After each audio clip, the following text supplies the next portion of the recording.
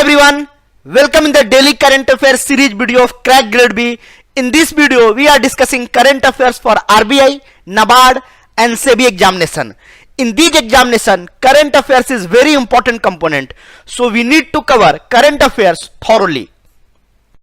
In our daily current affairs series, we are covering current affairs from The Hindu, Livemint PIB, Indian Express, Business Standard. As a student, it's very difficult to cover all these sources. That's why we are covering these sources and presenting concise current affairs for you people. You can download the lecture of this PDF from our Telegram channel.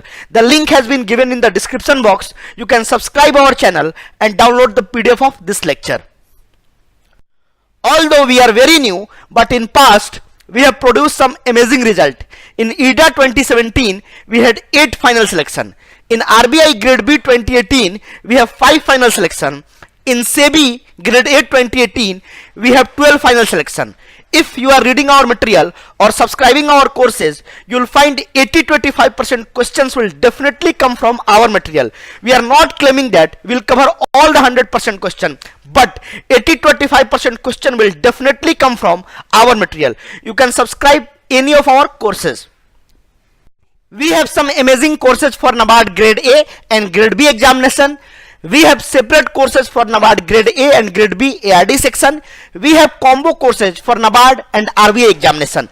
Right now we are giving 50% discount on our courses. You can use flat 50 coupon code and get the 50% discount on our courses. You can visit our website crackgradeb.com for any of such courses. First news is from social issues. It is about eliminating industrially produced trans fats. World Health Organization is working with the International Food and Beverage Alliance to eliminate trans fat from industrially produced global food supply by 2023. WHO stressed the value of regulatory action on labeling, marketing and urged industry for full adherence to the WHO code of marketing of breast milk substitutes. IFBA committed to limit the amount of industrial trans fat in their products below 2 gram per 100 gram fat globally by 2023. Industrially produced trans fat is responsible for more than 5 lakh deaths globally from coronary heart disease each year. Increased intake of trans fat is associated with the increased risk of coronary heart disease, mortality and events. If you are taking more trans fat, the risk of heart disease will be more. WHO is trying hard to eliminate the trans fat in our food intake. WHO recommendation is that people consume less than 1% of their energy from trans fat. This translates to 2.2 grams of a 2000 calorie diet. Elimination of industrially produced trans fats from the global food supply has been identified as one of the priority target of WHO strategic plan. The draft 13th General Program of Work, which will guide the work of WHO from 2019 to 2023. WHO also released Replace Initiative, a step-by-step guide in 2018 for the elimination of industrially produced trans fat acid from the global food supply. As part of UN Sustainable Development Goals, the global community has committed to reducing premature death from non-communicable disease by 1/3 by 2030. Global elimination of industrially produced trans fats can help to achieve this goal. This is very important to reduce industrially produced trans fats from our diet. Our next news is from economy. It is about Finance Commission. The 15th Finance Commission, headed by NK Singh, recently held a detailed meeting with RBI. These are the members of 15th Finance Commission. NK Singh is the chairman, Sasikant Das is the member, Ashok Lahari is the another member, Ramesh Chand is also a member, Anup Singh is the member. 4 members and 1 chairman. This is the composition of 15th Finance Commission. You must remember that. What was the point discussed between RBI and 15th Finance Commission? First point was continuity of the Finance Commission. A permanent status of Finance Commission and the robust expenditure planning is the need of the hour. This is required in view of fiscal management requirements of the states, especially given the absence of midterm reviews of the awards granted by the Finance Commission. The second point discussed was state finance commissions.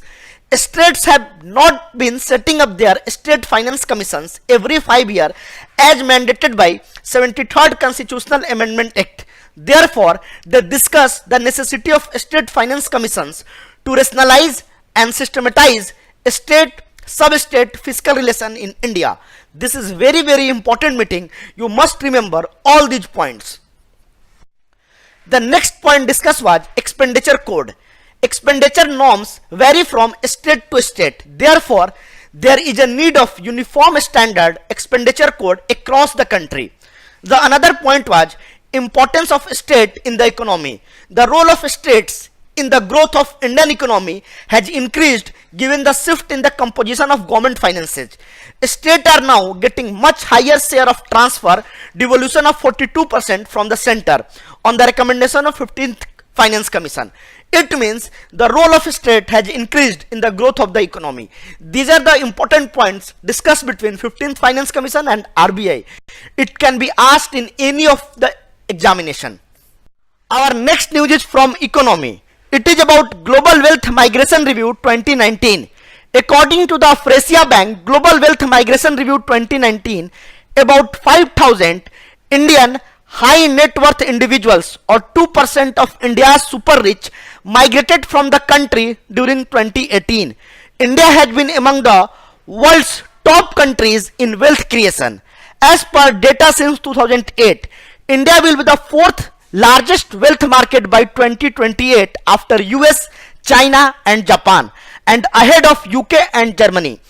In the last 10 years, China has been the best performing country in terms of wealth creation, growing by 130%. India grew by 96% and India ranked 4th in that list. Mauritius and Ethiopia are in the 2nd and 3rd position at the list.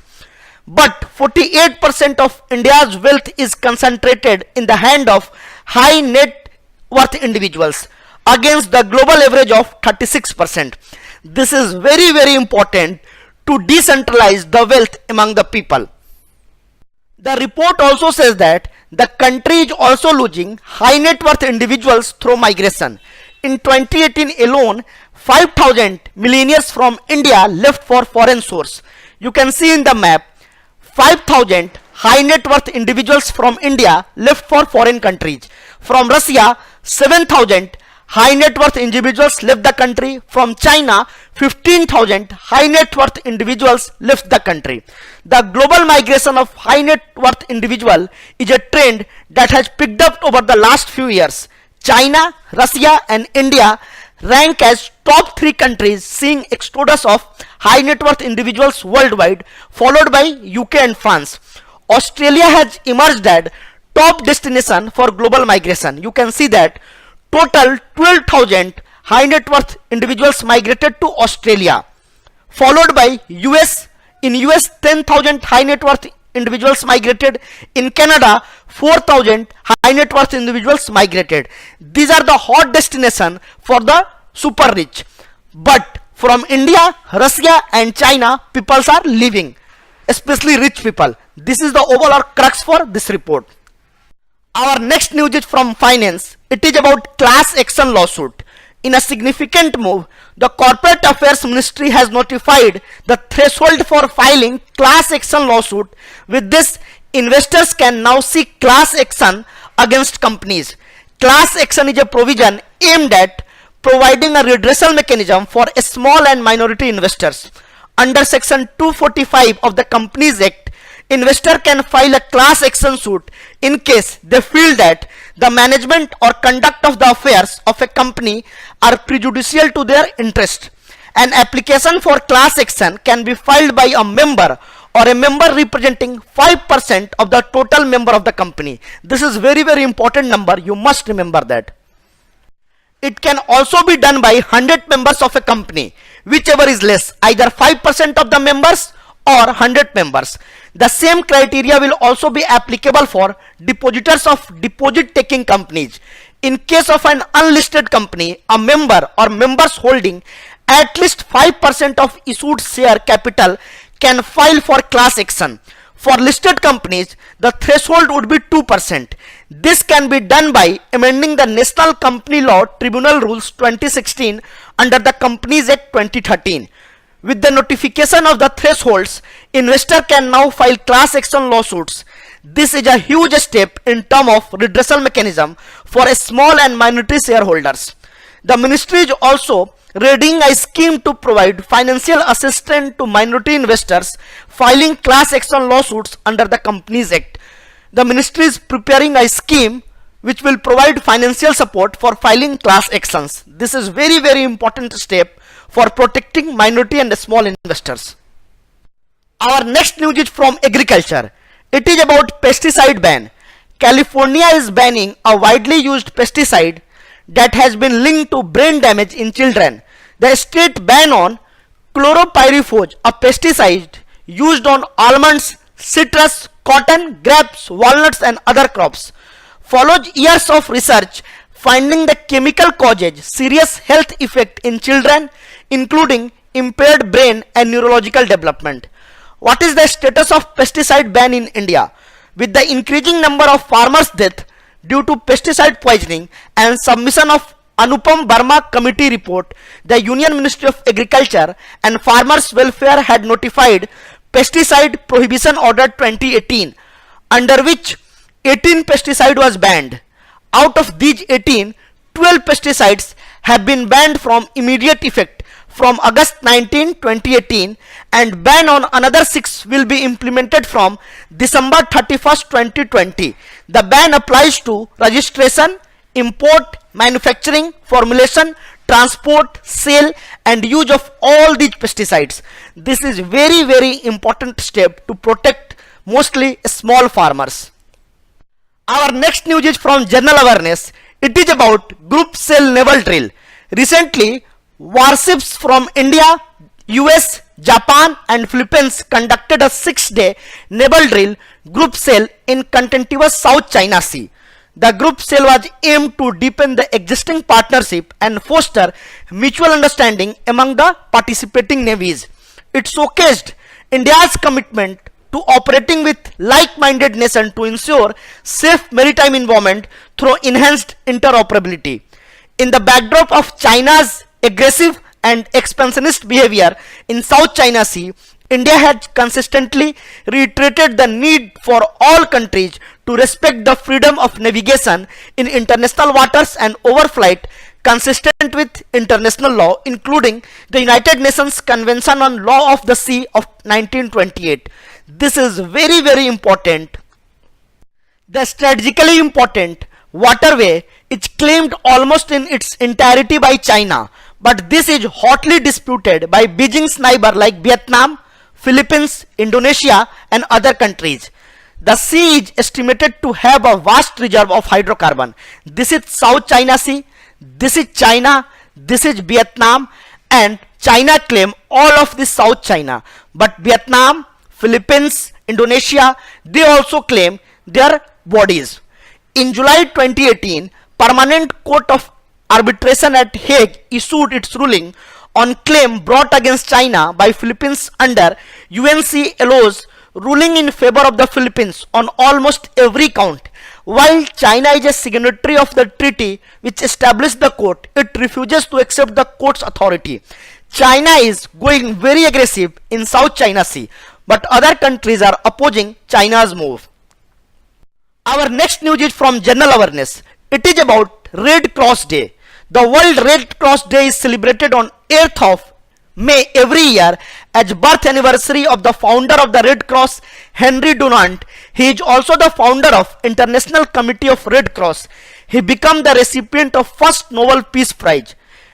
World Red Cross Day 2019 theme is love. This is very important. Mostly in examination on theme question has been asked. You must remember Red Cross Day theme of 2019. Red Cross was introduced as a major contributor to the peace after World War I by an international commission at 40th International Conference of the Red Cross. The International Red Cross is a non-profit organization. It is an international humanitarian movement with approximately 17 million volunteers, members and staff worldwide, which was founded to protect human life and health, to ensure respect for all human beings, and to prevent and alleviate human suffering. Volunteering serves as a means in helping the society to bridge the gaps between crisis and crisis management. Various blood donation camps are organized by Red Cross Society at various places across the country and the organization. This is very important organization. This is humanitarian organization. Their volunteers help a lot during the crisis.